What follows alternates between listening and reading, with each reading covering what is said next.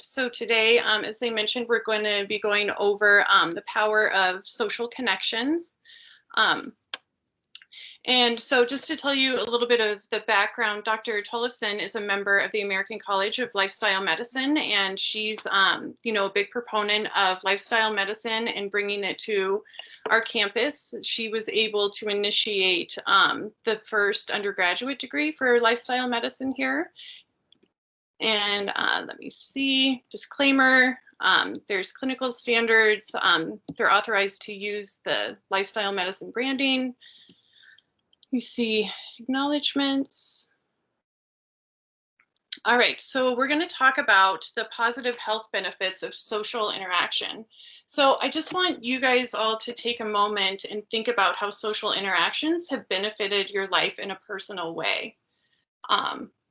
In a positive way. So how would, if you guys can go ahead and just chime in, how would you define connection? What does that mean to you when you hear that word? I would say connection is just kind of building relationships between you and other people and finding common ground for things that you and them both enjoy. Yeah, absolutely.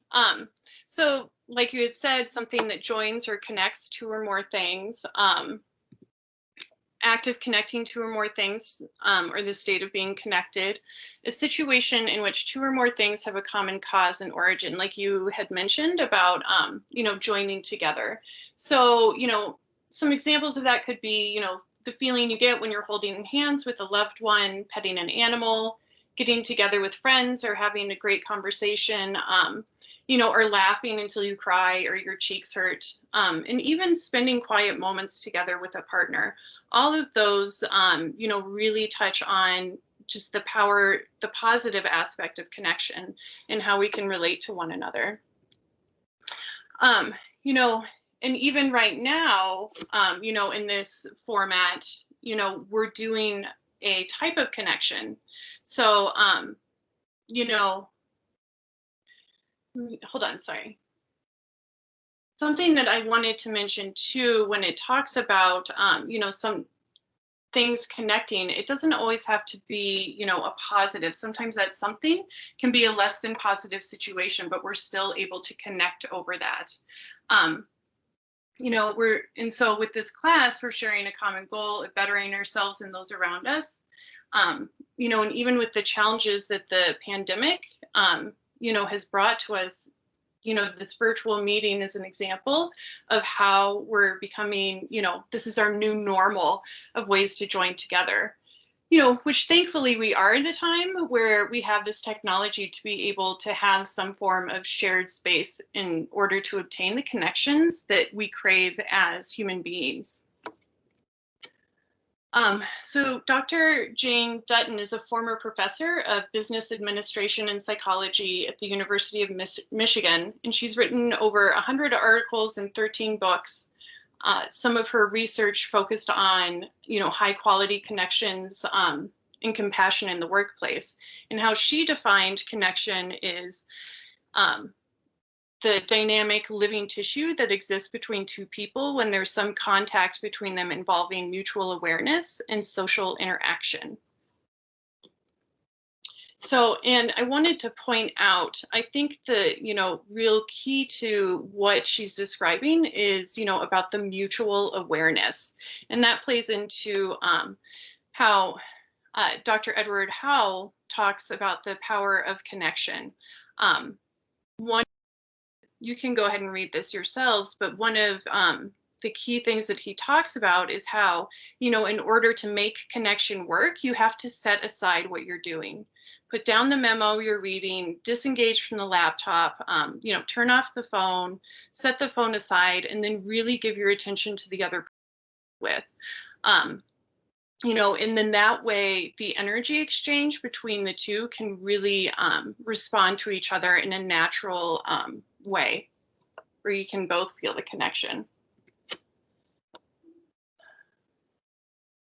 So yeah, when we're looking to cultivate connections in our lives, we need to become active participants. And another way of having a close relationship would be through bonding. And bonding implies an even deeper connection between one another.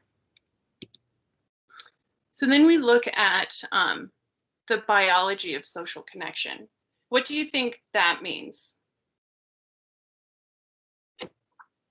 Maybe kind of like what happens in your brain when, like on a chemical level when you're connected.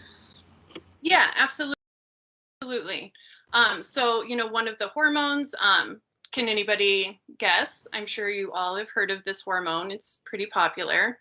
But which one do we refer to as the bonding hormone or the love hormone? Oxytocin. Yep, wonderful. Great job. Yeah, so oxytocin, it's a hormone that's considered to be responsible for why we feel a deeper connection to each other. It's also, happens to be responsible for uterine contractions, mother's milk letdown and production. And it was actually first synthesized by Vincent du Vignod. I apologize if I mispronounced his name. And he was an American biochemist and synthesized it along with vasopressin in 1953. And he later went on to receive the Nobel Prize for synthesizing these two hormones. So oxytocin, it's produced by the hypothalamus and released into the bloodstream by the posterior pituitary gland. So, and aside from its role in motherhood, it's also thought to be important in other human behaviors as well, such as social connection, recognition, and trust. So certain activities that we do may increase oxytocin. So as we mentioned earlier, that connection and bonding feeling about holding hands, just sitting with, loved ones and things like that, that releases oxytocin, as well as making love, hugging, massaging, cuddling, and petting dogs. All right. Dr. Edward Howell, I mentioned him earlier. He has quite a few accomplishments in helping those with ADHD. He helps children as well as adults that suffer from this. And along with several of his accomplishments, he also happens to have ADHD, which gives him a unique perspective on treatment. And he believes on the power of positive connection, and that positive connection that we all seek is a means to treat the trait of ADHD. These are a few of his books. Let me see if I have anything. So in his book, The Childhood Roots of Adult Happiness, he explains how these 5 steps help children unwrap their gifts in becoming flourishing adults. In his Childhood Roots of Adult Happiness, they are connect, play, practice, mastery, and recognition. Connect, that's about creating layers of social connections for kids, starting at home and then school and then in the neighborhood. So again, connections don't only have to be in our personal one-on-one relationships, but also the connections that we share with the greater societies out there. Play, you allow kids to use their creativity to explore, create, and ask questions. And I think this is important even as adults, really seeking to increase our creativity and even exploring. So even when you have projects at work that you need to get through, you need to use that creative side, and play around a little bit with different things. Practice, obviously, once children have found an area to explore, they have to learn the discipline of it. And then achieving mastery, it's a powerful motivator that teaches confidence and a sense of getting hooked on life. And then recognition, obviously, once the child has achieved mastery, it takes social recognition, to the loop again to connections. And this will teach children that they're part of a larger social group. And being a part of something. So, and I think, again, this, ties into adults as well about something and how when we go through these different steps that we are also improving upon our social health and wellness. So from the connect portion, there's 12 vital ties. So family of origin, immediate family, friends and community, work, mission, activity, beauty, the past, nature and special places, pets and other animals, ideas and information, institutions and organizations, and anything that is beyond knowledge. So again, these are different ways that we can connect with our greater environment out there. And obviously then you need to also connect with yourself, which could be, you know, something that's even greater. Once you're able to really connect with yourself, then you're able to share your relationships with others in a healthy way. So now we're going to talk a little bit about nature. There's been several research projects about the importance of connecting with nature. The initial findings indicate that a connection with nature plays a vital role in human health and well-being. And contact with nature may provide an effective population-wide strategy in prevention of mental illness. So what this means is when we're in an urban environment where we don't have a lot of nature connection, we actually end up craving going outside, going to the park, gardening, those kind of things in an effort to have some sort of a connection with nature. And so in order to change urban environments, it would have to be a collaborative effort between researchers, primary health providers, social services, urban planning, and environmental management. So again, connecting in nature is really important, whether you live in an urban or, or a suburban environment. All right, so is everyone familiar with Maslow's hierarchy of needs? I'm sure we've all heard it through school. But basically, the hierarchy of needs further explains the necessity of connection as a base in which to grow from to reach a state of true being. So if you look, it tends to start with, physiological needs, food, shelter, those kind of things, and then it goes into safety. And then right there is where love, connection, those things go. And then aesthetic needs, that would be where nature, beauty, in that area of needs is. So here's another example of how important it is for, first to have some social connections with family members and that kind of thing, but then it needs to go even beyond that and connecting to the greater world that exists out there. And then eventually, according to Maslow, the ultimate goal is transcendence. And that's when you help others self-actualize. Hello, everyone. It's Dr. Tollefson. Sorry for interrupting, and my apologies for coming in late. Yeah, please go ahead, Michelle. Sounds great. Sounds great. Thank you, everyone. I'm Dr. Michelle Tollefson. I apologize I wasn't able to join at the top of the hour, but I'm excited to speak with you today. And thank you, Dr. Prestridge, for starting us off. So I'm an OB-GYN by original background and training, but for the past decade have been immersed in the world of lifestyle medicine. I'm also going to take control of the screen, Paris, and share my content. Okay. So for the last 10 years, I've been in the field called lifestyle medicine. Paris, can you see my screen now? Yes, I can. Great. So in the field of lifestyle medicine, and lifestyle medicine isn't anything brand new. It's just the use of healthy lifestyle behaviors, including healthful eating and exercise and stress resiliency and sleep. But it also includes, one of the core pillars is social connection or having meaningful relationships. And so even though it seems like, well, of course everybody would know about the importance of relationships, it's something that even during my academic training as a physician wasn't really emphasized. It was the realm of emotional health, mental health and well-being, and like the importance of connection. That was kind of seen as maybe more soft science, or not kind of the hardcore things we needed to learn in medical school. Paris, can you see my video as well? Is it all right? Yeah, okay, great. So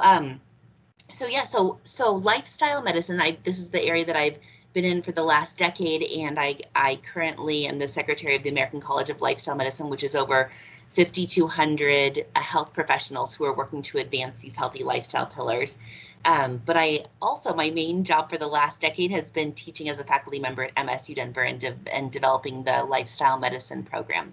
So today I want to jump in and share with you some more of the science behind connection and the importance of connection.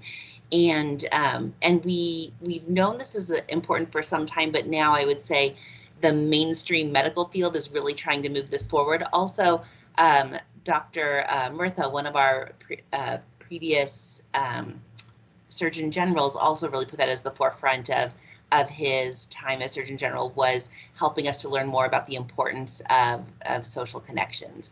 So social connections and bonding. Is this about where you left off, Paris? No, I actually got a little further along to Maslow's hierarchy of needs. Were you onto Dr. Hollowell's content? Yeah, I did touch on him Okay. in his background, and then I touched on went over the nature spotlight. We did not talk about dogs yet. So yeah, Great. Just finished up with Maslow's hierarchy of needs. Perfect. So so some of the information around dogs. Dogs have been studied more than any other animal species. However, there's also hippotherapy, which is the therapy involving horses, but a lot of research going into the importance or the possible beneficial effects of connection with, especially with dogs. So we know that dogs, when they greet us, if it's somebody's pet that they have a good relationship with, when they greet us, we can actually look at urinary cortisol, and cortisol is urinary oxytocin, and humans have an increase in their urinary oxytocin, which is that cuddle hormone. It's also the hormone that is connected with kind of that tend and befriend. So it increases. Dogs. Right now, the Denver Museum of Nature and Science has a fascinating traveling exhibit on dogs. And so I went there with my two boys and was really interested to learn about how they think the evolution happened from wolves, and about how that relationship with wolves years and years ago, and then kind of going into how dogs are able to understand on some level our emotions, how they check in with us, how they recognize facial expressions. But I think one of the things that I find most interesting on the research around connections is that it doesn't have to be with a spouse. It doesn't have to be with children. It doesn't have to be with one best friend, but really that we can get benefit from any, from most close and meaningful relationships, including animals. So once again, this is that urinary oxytocin in their owners, especially when with dogs, when initiated by the dog's gaze, can increase our oxytocin. But just the importance of fostering relationships, whether that's with a pet, whether that's with a significant other, whether that's with coworkers, but just really looking for that connection. This morning, one of my boys had somehow gotten to a YouTube video that was being recorded by another boy, or by a child, and in it was his room that was filled. I mean, it was probably $1 million mansion with this giant room and all these things in a room. And my husband and I were talking about the potential for social media and some of the literature on it, showing us that social media use, especially in teens or in children, is often associated with decreased self-esteem. And so I was reminding him of some of the work by Dr. Ned Hallowell that shows, he has a great book called The Childhood Roots of Adult Happiness. And I saw him speak at a Harvard conference, and his research I find fascinating, because even though we might say, well, kids, if they had all these toys, if they had all these things, then they would truly be happy. But really, if we look at the childhood roots of adult happiness, or even if we look at contentment, quality of life, so much of it is around there's significant power in our relationships and our connection, and it's actually not so much on material goods.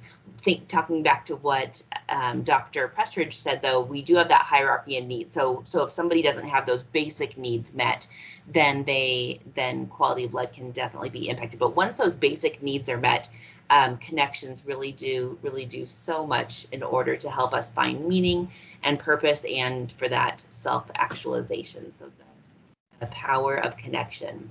So what's the opposite of connection? Of course, would be disconnection, that separation, that isolation. And that's what so many people, your faculty, your staff, your students, or our students at MSU Denver, but really globally, I would say we're struggling with how do we practice the safety guidelines of distancing and not congregating in large crowds? How do we do that while still maintaining connection? I got together with somebody yesterday, and she said it's for a dog training lesson. We're working on my dog's behavior, and so she and I were the only ones, and she said, I'm having such a hard time because I can't see people's faces, and so it's hard for me to interpret their moods, their emotions, their expression. And it's such a hard time right now, as far as, we have the science about the importance of connection, yet we have the science saying that we need to be real careful with in-person connection right now. And so so many experts in the field, especially mental, emotional health experts, and leaders in public health, we're looking at what are the negative ramifications of the disconnection or the isolation that people are feeling with COVID. And I don't have any great answers other than to continue to do whatever we can to build supportive relationships even during this time, whether that's connecting via Zoom for a lunch meeting, or being on the phone. I mean, I think a benefit of technology is that it can help us to stay connected.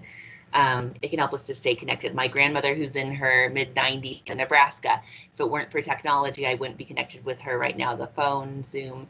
But this comes from some research into the barriers of building positive relationships. And so technology can help us, but it can also be a barrier. I know I've gone out to dinners before where everybody is on their phones, or even at our table when we eat dinner as a family. I have 3 kids and my partner, and when we eat dinner, we have a no phones, no technology at the table unless it's we're expecting an emergent call, which isn't often.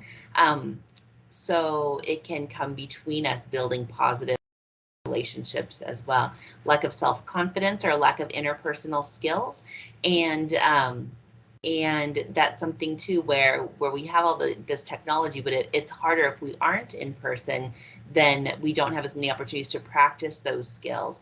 Reluctance to interact with others, poor communication skills, fear of change, or just surroundings can make it difficult to build positive relationships. I know as an MSU Denver faculty for years, I've had some students say, I wish I could come to in-person classes, but with their job, with other responsibilities, they just aren't able to actually make it to campus. And then I've heard from some students as well who've said that when they do come to campus, then it feels more awkward because they haven't been in that environment. So these are no shame, blame, or guilt, but just barriers we see to establishing some of those relationships. We also know there is strong evidence for the importance of social connection in order to support mental and physical health. Once again, lots and lots of literature, hundreds of studies over many years, but we know that those people who have strong social support, that they see quality of life improvement, they see strong mental and physical health benefits. It's not even just all mental health, but physical health as well. Some reasons for why we think that social ties help increase health is that it can reduce the impact of stress. It helps us with our stress resiliency. Resiliency is that ability to bounce back or to continue to move forward despite stress. I think of resilience as a bouncy ball. I want to be resilient. I want when you have that adversity, when you have that bad grade on the test, when you have that negative feedback, when you undergo just the daily stresses of life, that you're able to bounce back more rapidly. And that's that resilience. And so we know that people who have social support are able to bounce back or to be more stress resilient. And one thing I think that's important to keep in mind, I don't think of myself as I'm not an outgoing person. I do best when I am able to connect with people, but I also need my alone time, my downtime. And so I think it's important to remember that you don't need many friends, that there are many of us who, as long as you have those few close supportive relationships, it's not about having a million Facebook likes. It's not about having tons of friends or tons of people, different social support coming from different areas, but really even just a few close ties can have this significant overall help with health and well-being. We know that social support, that it may reduce blood pressure, heart rate, and then also our stress hormones such as cortisol. We also know that having that support helps people to know that they have more control over their lives, which is associated with mental health and well-being.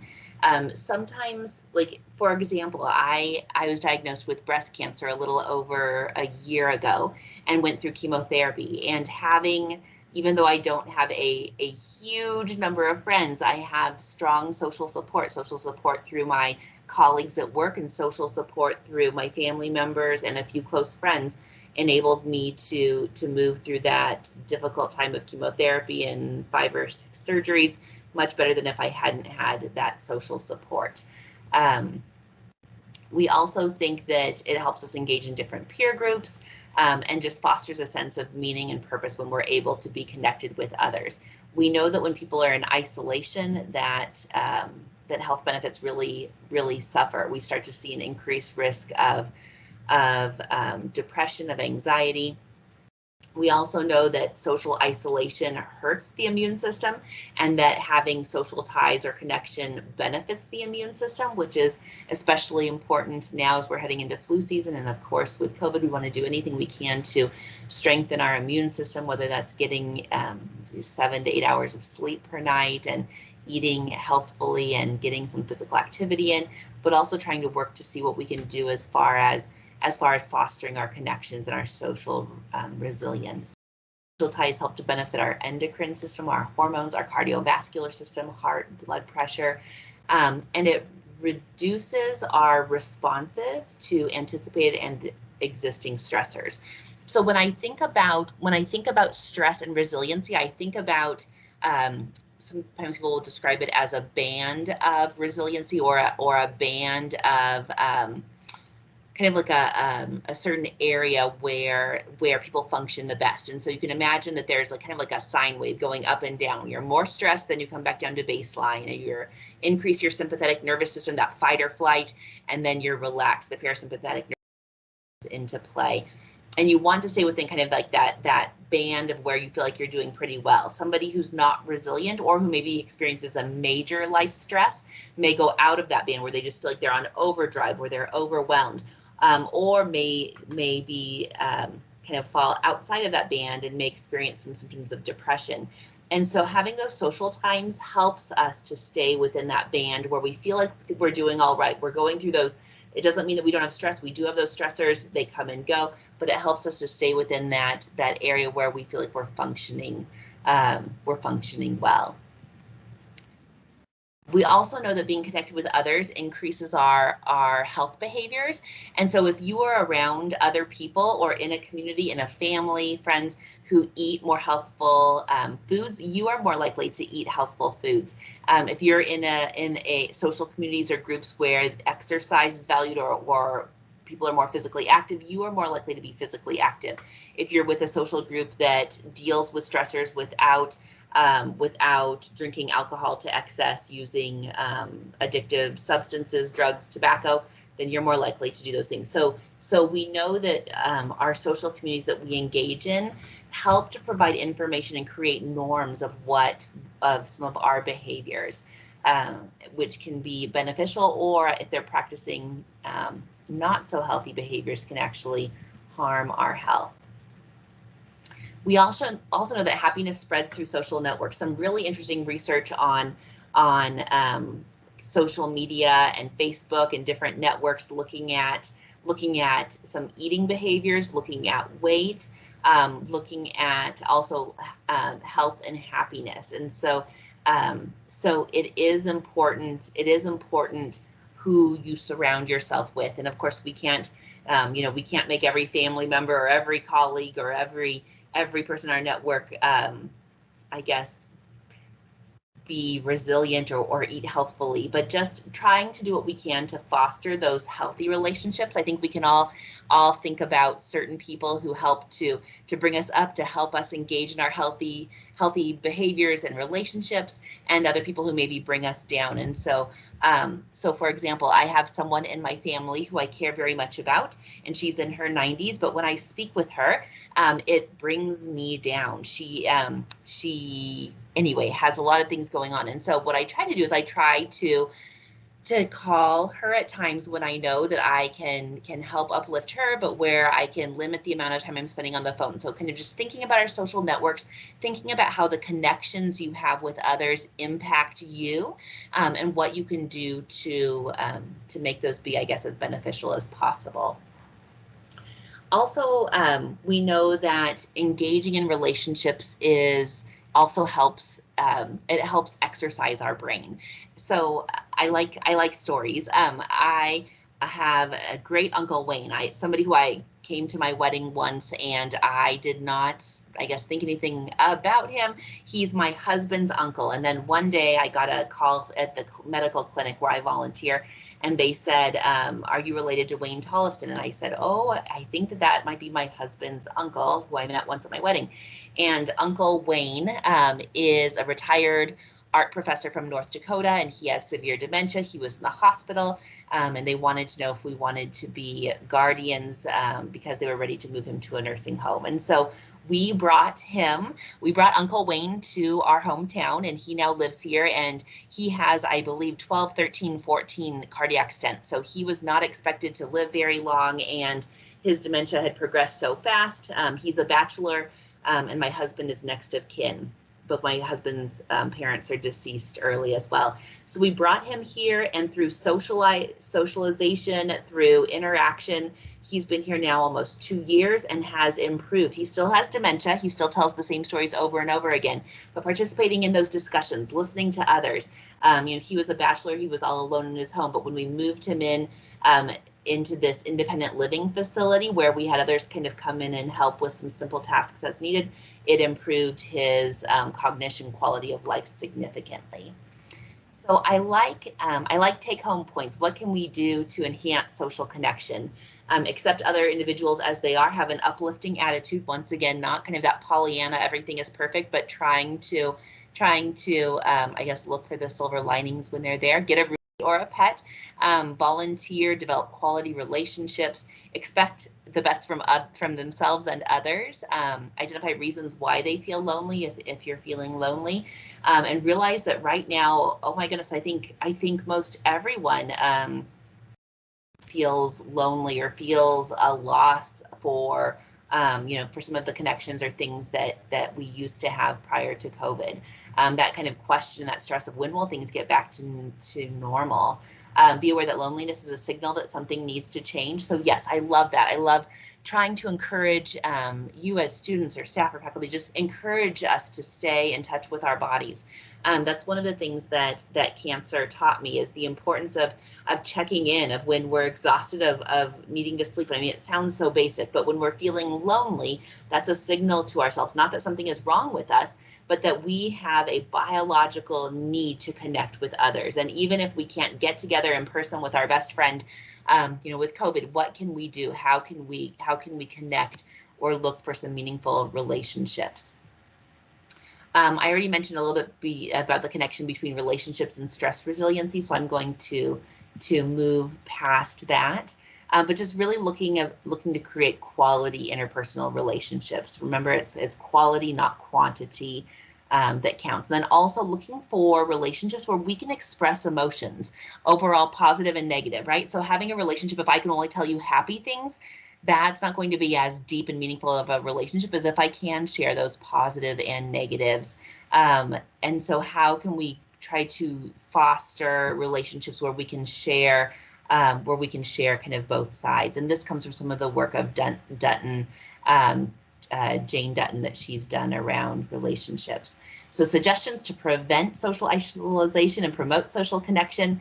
Here are 5 strategies. Conveying presence, being present, putting down that phone, being mindful, not just mindful. My mind is often full of a million different things, even coming in late to this meeting, all those different things. But how can we try to put that aside and be mindful of this, be present for this relationship, be present for this time, and pay attention.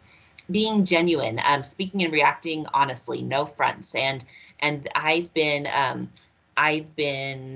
when I was practicing as a full-time physician, I felt the need to be very like, can be in control of everything. I know most everything about medicine, or I can look it up, but really I've never been that, even though kind of training kind of teaches us to try to feel like we can be in control of everything. I've always been someone who prefers being just very honest of, this is what I know, this is what I don't know. I wish I knew more, I can look it up.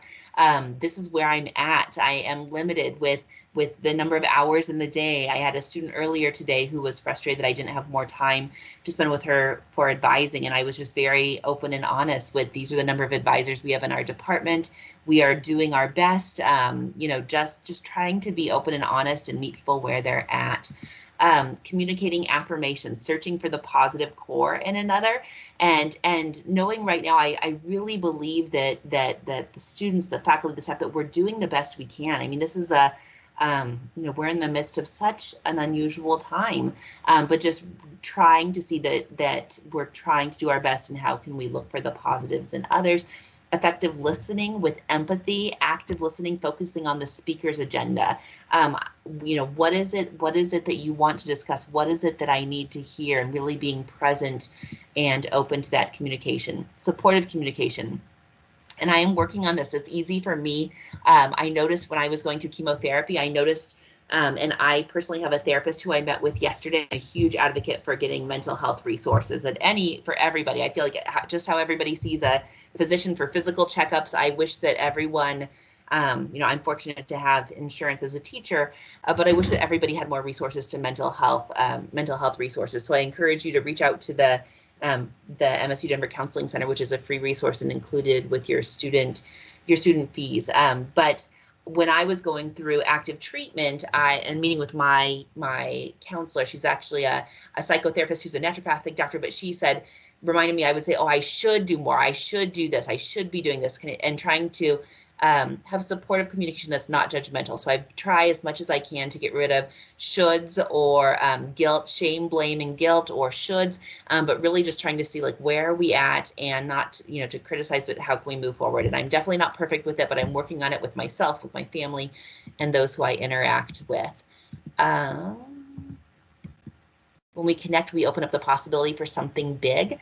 I am working with more people than ever before. I feel like I maybe have less control over exactly what's going on with all these different moving parts, but I do believe that when we connect, when we open up to kind of our truth, speak our truth, being open and honest, and embracing people coming in and connecting, that we can do more than ever before. As the Secretary of the American College of Lifestyle Medicine, early on, a decade ago, when I was one of about 100 members, now there's over 5,200. But one of our kind of mottos that maybe it wasn't, anyway, it was kind of like, shut up and get to work. People are dying, people are hurting, people are suffering. And so now they have different mottos that are much more eloquent, but kind of this of people are hurting, people are lonely, reach out, do something. There's a song, I think by Matthew West, that is called Do Something. And he says, like, if not us, then who? If not me, then you.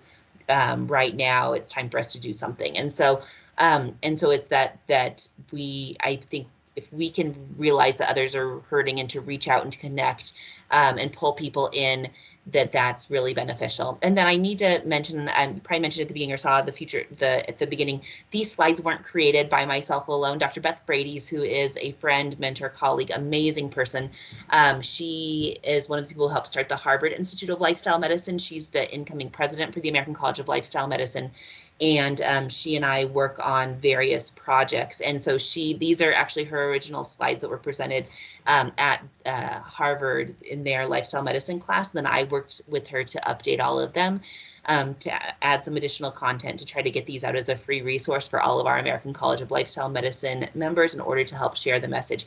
But she is very into doctors or healthcare professionals giving prescriptions for these different things. So these might be examples of prescriptions that you could give yourself. So what could you do in order to cultivate high quality connections? And so F is frequency. So how often, the more that you can make these goals, SMART goals, specific, measurable, attainable, realistic, timely, and follow the FIT prescription of frequency, F, so 1 day a week, I, intensity. I want to have deep conversation, connection with a friend. T, time, so 30 minutes, and then frequency, intensity, time, and what was the other one? Type and time. Oh, I'm forgetting. Family dinner or meal with a friend. So 3 days, and then increasing social contact. So if you guys can think about ways that you can increase social contact, increase your high quality connections. This information is taught in our general lifestyle medicine course, which you are all welcome to come take if you're interested. We also have a wellness coaching and lifestyle medicine pathway where any student can take 2 wellness coaching courses and then lifestyle as medicine, and then get certified can take a National Board for Health and Wellness Coaches coaching exam. Anyway, we have a lot of courses that Dr. Prestridge and I teach along with others in the integrative healthcare program, the new lifestyle medicine program. Please reach out if you're interested. We have an easy email that's lifestylemedicine@msudenver.edu. So just the word lifestyle spelled out LIFESTYLE, medicine, MEDICINE, @msudenver.edu. Send an email to us if you want more information, want to connect, want to get involved with what we're doing. We also have a lifestyle medicine student organization. You do not have to be a certain major or minor to join. It's meant for people to join in who want to get connected with healthy lifestyle practices, eating healthy foods, physical activity, stress resiliency, connections, social support, all of that. So I feel like I have run out of time and talked too fast, but I get excited about this. It is my life's work and my passion.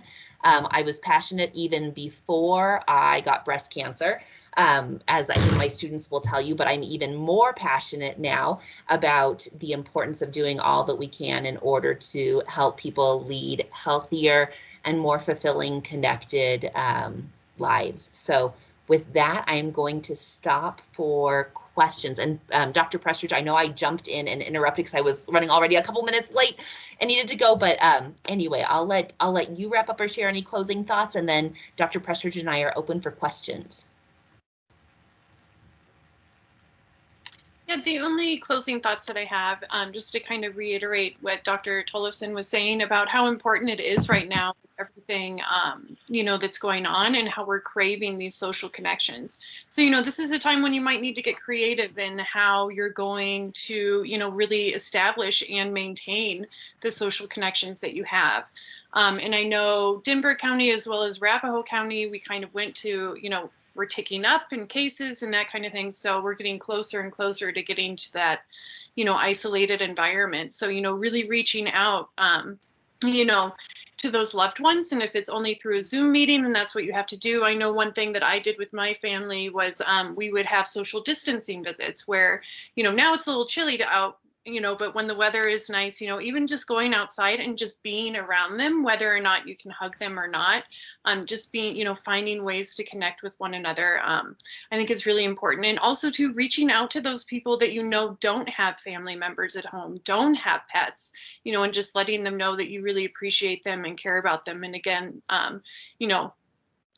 this social connection that needs to be there for everyone, that you care about. And I think too with social media, being kind. So I know things are a little heated right now with the political environment, but again, practicing kindness and practicing compassion for one another is really going to get us through this. So.